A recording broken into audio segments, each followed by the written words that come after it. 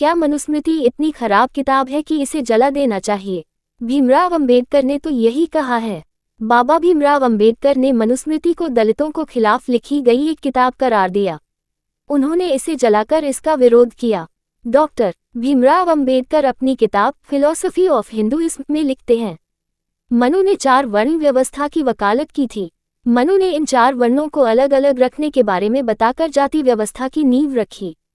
हालांकि ये नहीं कहा जा सकता है कि मनु ने जाति व्यवस्था की रचना की है, लेकिन उन्होंने इस व्यवस्था के बीज जरूर बोए थे। इसके बाद वह पलाया जो इतिहास में दलितों चेतना आंदोलन में मील के पत्थर के तौर पर दर्ज है। 25 दिसंबर 1927 को डॉक्टर भीमराव अंबेडकर ने महाड नाम के छोटे से तटीय कस्बे में पहली बार मनुस्मृति की प्रति को जलाया। तब से यह वर्ण व्यवस्था का विरोध करने का प्रतीक बन गया। हर साल महाराष्ट्र के कई इलाकों में दलित चेतना के तौर पर 25 दिसंबर को मनुस्मृति दहन का कार्यक्रम होता है। अब तकरीबन 90 साल आगे आते हैं। साल 2017 राष्ट्रीय स्वयंसेवक संघ के विचारक इंद्रेश कुमार ने जयपुर में एक कार्यक्रम में शामिल होकर मनु और मनुस्मृति की प्रशंसा की। उन्होंने कहा, मनु न केवल जाति प्रथा के विरोधी थे, बल्कि विषमता की भी मुखालिफत करते थे। अतीत के इतिहासकारों ने जनता के सामने दबाव के तहत मनु की गलत छवि पेश की है। मनु सामाजिक सद्भाव और सामाजिक न्याय के क्षेत्र में दुनिया के पहले न्यायविद थे। आखिर ऐसा क्या है मनुस्मृति नाम की इस किताब में, जो बरसों के बाद भी इसे चर्चा में बनाए रखती है? आइए जानते हैं इस किताब के बारे में और कोशिश करते हैं इसके विरोध और समर्थन के कारणों को समझने की। आखिर मनुस्मृति आई कहाँ से? वैसे तो अमूमन इसे आदि पुरुष मनु की लिखी एक किताब माना जाता है, लेकिन आधुनिक जानकार इस पर अलग अलग राय रखते हैं। वह इस किताब को 2री से 3री शताब्दी या ईसा पूर्व कुछ शताब्दियों का मानते हैं। मशहूर माइथोलॉजिस्ट देवदत्त पट्टनायक मानते हैं कि यह किताब तकरीबन 1800 साल पहले अस्तित्व में आई। वह कहते हैं कि यह वह वक्त था जब वैदिक हिंदुज़म मंदिर आधारित पौराणिक हिंदुज़म में तब्दील हो रहा था। उनके अनुसार मनुस्मृति को लोग मनु की संहिता समझते हैं, जो गलत है। यह असल में मनु का विचार है। बहुत से लोगों को लगता है कि मनुस्मृति एक कानून की किताब है, जिस तरह मुस्लिमों की शरिया या कैथोलिक ईसाइयों का चर्च डॉगमा होता है। इसे लोग भारत के संविधान जैसा भी मान लेते हैं, लेकिन असल में ऐसा है नहीं। इतिहासकार नराहर कुरुंदकर अपनी किताब मनुस्मृति कंटेम्पररी थॉट्स में इस किताब के फॉर्मेट और कंटेंट के बारे में समझाते हुए लिखते हैं कि स्मृति का मतलब धर्मशास्त्र होता है। ऐसे में मनु द्वारा लिखा गया धार्मिक लेख मनुस्मृति कहा जाता है। मनुस्मृति में कुल 12 अध्याय हैं, जिनमें 2684 श्लोक हैं। कुछ संस्करणों में श्लोकों की संख्या 2964 है। इस किताब की रचना ईसा के जन्म से 200-300 सालों पहले शुरू हुई थी। मनुस्मृति की सामान्य रूपरेखा कुछ ऐसी है। पहले अध्याय में प्रकृति के निर्माण, 4 युगों, 4 वर्णों, उनके पेशों, ब्राह्मणों की महानता जैसे विषय शामिल हैं। दूसरा अध्याय ब्रह्मचर्य और अपने मालिक की सेवा पर आधारित है। तीसरे अध्याय में शादियों की किस्मों, विवाहों के रीति रिवाजों और श्राद्ध यानी पूर्वजों को याद करने का वर्णन है। चौथे अध्याय में गृहस्थ धर्म के कर्तव्य, खाने या न खाने के नियमों और 21 तरह के नरकों का जिक्र है। 5वें अध्याय में महिलाओं के कर्तव्यों, शुद्धता और अशुद्धता आदि का जिक्र है। 6ठे अध्याय में एक संत को कैसा होना चाहिए, इसके बारे में बताया गया है। 7वें अध्याय में एक राजा के कर्तव्यों का जिक्र है। 8वां अध्याय अपराध, न्याय, वचन और राजनीतिक मामलों आदि पर बात करता है। 9वें अध्याय में पैतृक संपत्ति, महिला पुरुष के संबंध का वर्णन है। 10वें अध्याय में वर्णों के मिश्रण, मतलब अगर एक वर्ण का व्यक्ति दूसरे वर्ण में शादी करे तो क्या होगा, ये बताया गया है। 11वें अध्याय में पापकर्म की व्याख्या है। 12वें अध्याय में 3 गुणों और वेदों की प्रशंसा है।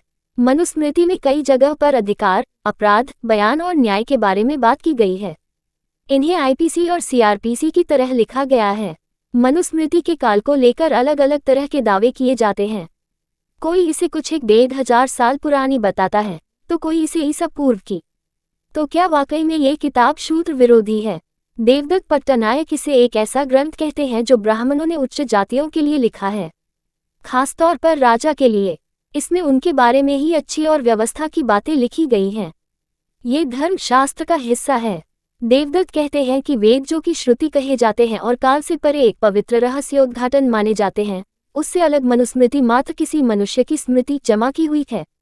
ये काल समय, स्थान, जगह और पात्र हिस्सा लेने वाले के हिसाब से बदल भी सकती है। मनुस्मृति कभी भी हिंदुओं का सिद्धांत या कानून नहीं थी, ये बस ब्राह्मणों के लिए एक संहिता मात्र है। मनुस्मृति वह नहीं है जिसका इस पर आरोप लगता रहा है। ये बस अपने वक्त के चलन को एकत्र करके लिखी गई एक किताब है। इस किताब को लोग शायद अब तक भूल भी गए होते या ये सिर्फ कुछ लाइब्रेरियों की शोभा बढ़ा रही होती। ये तो अंग्रेज थे जिन्होंने इस किताब को पुनर्जीवित किया जिससे वह अपनी कॉलोनियों पर राज कर सकें। लेखक और चिंतक उदयन वाजपेयी कहते हैं कि मनुस्मृति को एक परम पुस्तक की तरह नहीं देखना चाहिए। उनके हिसाब से भले ही शूद्रों के बारे में कही गई बातों को अक्षरशः लेना सही नहीं है। यह मात्र एक विचार भर है, इसे परम सत्य की तरह चलन में नहीं लिया जाता था। वह कहते हैं, जिस वक्त मनुस्मृति को लोग पढ़ रहे थे तब इसके साथ दूसरी सैकड़ों स्मृतियां चलन में थीं। इनमें याज्ञवल्क्य स्मृति, अत्रि स्मृति, विष्णु स्मृति, हारीत स्मृति, औष्ण स्मृति, गौतम स्मृति, वशिष्ठ स्मृति जैसी तमाम स्मृतियां शामिल हैं। लोग इन्हें भी पढ़ते थे। ये सोचना कि सिर्फ मनुस्मृति के जरिए ही सब कुछ होता था, ऐसा सोचना पूरी तरह से गलत है। एक सोचने वाली बात यह भी है कि आखिर क्यों विलियम जोनेस ने 1794 में मनुस्मृति को ही ट्रांसलेशन के लिए चुना और अंग्रेजों ने एक महान ग्रंथ के तौर पर इसका प्रचार भी करवाया। वह जानते थे कि इस किताब के प्रचार से ही वह समाज को बांटकर अपना काम आसान कर सकते हैं। उन्होंने जातियों, वर्णों और धर्म का घालमेल किया और समाज को बांटा। जैसे दुनिया भर के बाकी धर्म सिर्फ किताबों के हिसाब से नहीं चलते, वैसे ही हिंदू धर्म को सिर्फ मनुस्मृति से जोड़कर देखना उसे संकीर्णता से देखना होगा। महाराष्ट्र के एक दलित लेखक और चिंतक ने सरकारी पद पर होने की वजह से नाम ने छापने की शर्त पर बताया कि कुछ लोग मनुस्मृति को टाइम पास किताब की तरह खारिज करने की कोशिश करते हैं। ये पूरी तरह से गलत है। मनुस्मृति एक गंभीर ग्रंथ है और इसे सिर्फ ये कहकर नहीं नकारा जा सकता कि यह कुछ लोगों की मानसिकता तक ही सीमित थी। असल में ये ताकतवर वर्ग की चेतना का हिस्सा है। वह इसे निचली जातियों को कुचलने के एक टूल के तौर पर इस्तेमाल करते हैं। ये काम पहले भी होता रहा है और आज भी हो रहा है। हमें मनुस्मृति और मनु के विचार से लगातार लड़ना पड़ रहा है। बरसों से लड़ने के बाद भी अभी बहुत कम असर पड़ा है। महाराष्ट्र, जहां संत तुकाराम से शुरू होकर ज्योतिबा फुले से होती हुई यह परंपरा बाबा साहेब अम्बेडकर तक पहुंची है, वहां दलित चेतना का विकास दिखता है। हर बरस मनुस्मृति दहन के कार्यक्रम होते हैं। अब आप उत्तर भारत को देखिए, यहाँ किसी की हिम्मत है जो मनुस्मृति दहन कर सके। ये चेतना का फर्क है। किताब को नकारने से सुधार नहीं होगा, हमें इससे लड़ना पड़ेगा। क्या ये किताब महिला विरोधी है? मनुस्मृति का विरोध महिला विरोधी ग्रंथ के तौर पर भी देखा जाता है। मनुस्मृति में महिलाओं के रहन सहन को लेकर भी कई तरह के बंधन और तरीके बताए गए हैं। कहा गया है कि किसी अनजान जगह पर वह किसी पुरुष के साथ ही जाएं। पुरुषों के साथ व्यवहार को लेकर भी उन्हें कई तरह की ताकीद दी गई है। इस पर दिल्ली यूनिवर्सिटी के रिटायर्ड प्रोफेसर और लेखक भरत गुप्त कहते हैं कि मनुस्मृति में महिलाओं के बारे में बहुत ज़्यादा डिटेल जानकारी नहीं दी गई है।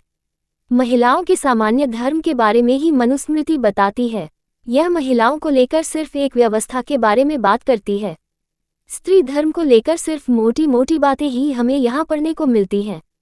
All India progressive women association की सेक्रेटरी कविता कृष्णन का मानना इससे अलग है। वह कहती